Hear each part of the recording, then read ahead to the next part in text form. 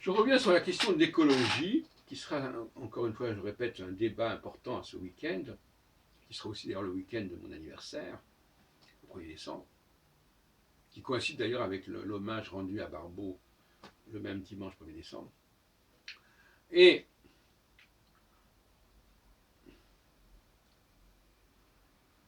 j'ai toujours beaucoup travaillé sur la question du rapport de l'écrit à l'oral, et j'ai beaucoup écrit, beaucoup publié aussi, mais il est vrai que depuis une bonne dizaine d'années, peut-être une douzaine d'années, j'étais tenté par l'oralité, par la télévision, par la vidéo. Et j'ai donc produit beaucoup de vidéos de l'ordre de l'oralité, plutôt que des textes écrits, que ce soit des textes collectifs ou des textes individuels. Et je m'interroge pour savoir si j'ai bien fait. Ça a été un bon choix.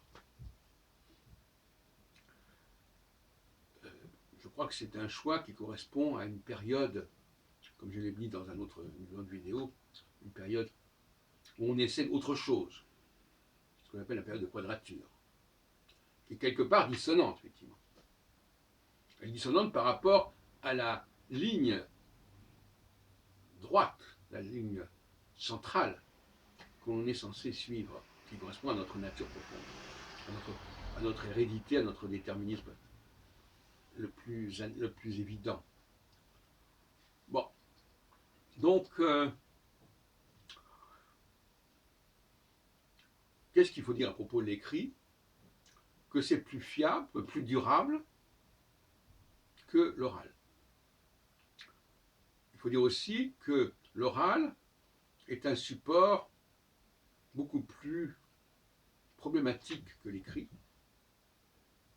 D'abord parce que, maintenant, bien sûr, on peut revenir en arrière sur un enregistrement, mais de manière générale, l'oralité, bon, ça passe, comme on dit, les écrits passent, les paroles passent, les écrits restent. Et j'ai remarqué que les gens comprenaient mieux un texte écrit qu'une parole, une conférence. Pour toutes sortes de raisons. Et même les étrangers, d'ailleurs, ont plus de facilité à lire l'écrit qu'à écouter l'oral, dans une langue qu'ils n'auraient pas. C'est beaucoup plus facile de lire le français pour un Américain que de comprendre le français quand il est parlé.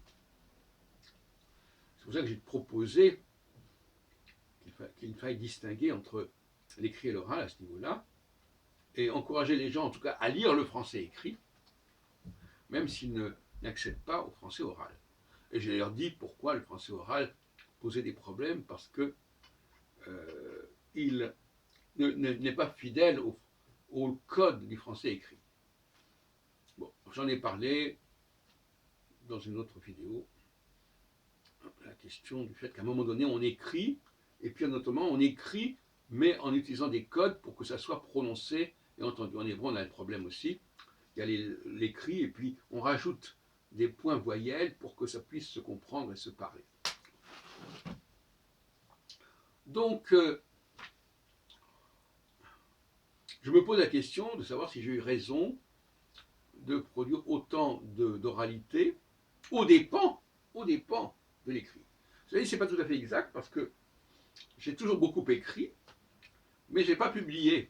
Parce que j'ai en vue, quand on fait un écrit, on a souvent l'objectif de faire quelque chose d'assez gros, assez volumineux. Ce n'est pas du tout l'oralité. Et donc, évidemment, parallèlement à l'oralité, coupé en petits morceaux de quelques minutes, j'ai produit un ouvrage qui fait près de 2000 pages et qui n'est pas encore publié. Il m'est arrivé plusieurs fois dans le passé des choses comme ça, de grosses thèses de doctorat que j'ai gardées sous le coude pendant des années avant de les soutenir et de les publier. Parfois, mes dépens, parce qu'il y a parfois eu des fuites et des informations que je n'avais pas publiées, mais que d'autres personnes ont captées, si on peut dire, pour des raisons diverses. Passons. Et je crois que la formule est juste. La parole, c'est l'écriture du pauvre.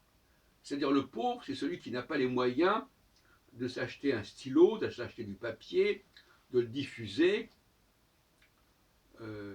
Matériellement, il a un problème, et donc il doit se contenter de parler. On le laisse parler. Il y a des sociétés où la parole est évidente, et où on parle beaucoup, et on écrit peu. On est dans l'oralité. Beaucoup de femmes, par exemple, parlent beaucoup, et finalement, elles n'ont pas tellement de facilité à écrire. Et à partir de ce moment-là, il y a un problème de mémoire qui se fait. On retient beaucoup plus, on perpétue, on préserve, on conserve mieux l'écrit que l'oral. Même aujourd'hui, de toute façon, les bibliothèques, on peut numériser les livres, c'est un problème, mais la capacité à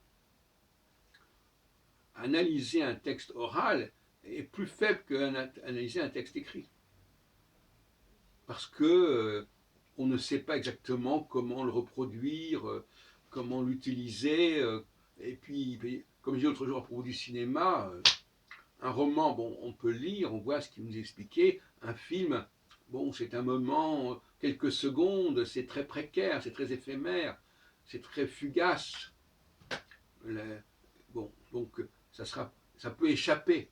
Donc l'oral est un mode d'expression, un médium très, très insuffisant finalement, très incomplet, et c'est un pis-aller en fait. Quand on n'a pas de quoi écrire, ben, il faut bien parler. Hein, voilà. D'où le problème de l'écologie dont j'ai parlé tout à l'heure. L'écologie étant la réaction des dominés qui n'ont pas des pauvres contre les riches. L'écologie s'attaque aux riches en fait.